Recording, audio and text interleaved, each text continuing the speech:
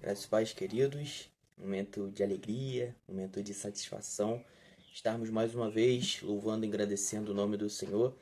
E um prazer, principalmente você estar assistindo esse vídeo e contribuindo para que o canal possa crescer, para que a gente possa evoluir, principalmente no reino de Deus. E eu quero compartilhar uma mensagem que se encontra em 1 Coríntios, no capítulo 9, que especialmente num versículo que fala sobre essa importância da necessidade de um ministro integral ser sustentado financeiramente.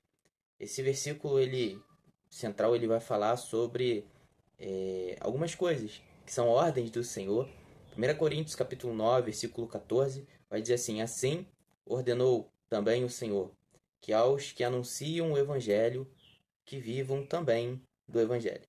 É importante nós sabermos e entendermos que nesse capítulo Paulo ele aborda sobre uma questão importante, que é a liberdade dos direitos de um apóstolo, como pregador do evangelho. Ele vai falar sobre a importância de reconhecer aqueles que dedicam a sua vida ao ministério, pois eles têm o direito de serem sustentados por seu trabalho, assim as escrituras sagradas ela vai dizer.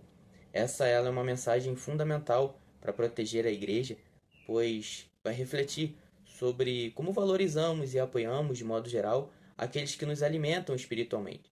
Diante disso, o chamado a esse ministério, ele é um chamado que não é apenas uma escolha, ele é um chamado de Deus. Um chamado para pregar e ensinar a palavra. Ela tem uma responsabilidade muito grande.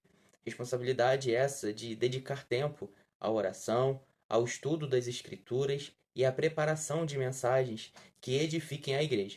Esse trabalho, que é árduo, ele merece honra e reconhecimento, e principalmente apoio de cada um dos seus membros e das pessoas que colaboram para o crescimento desse reino.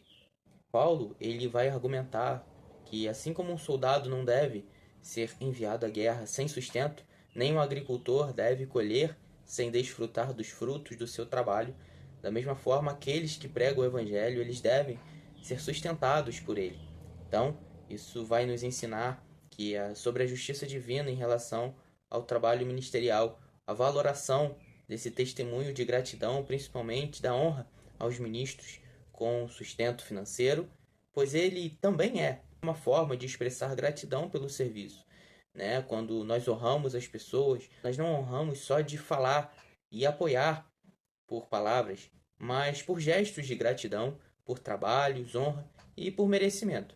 Quando nós apoiamos financeiramente os nossos líderes espirituais, nós estamos reconhecendo o valor do trabalho de cada um deles e contribuindo para a missão da igreja em si, pois é um ato de responsabilidade, um ato de amor que envolve a comunidade como um todo.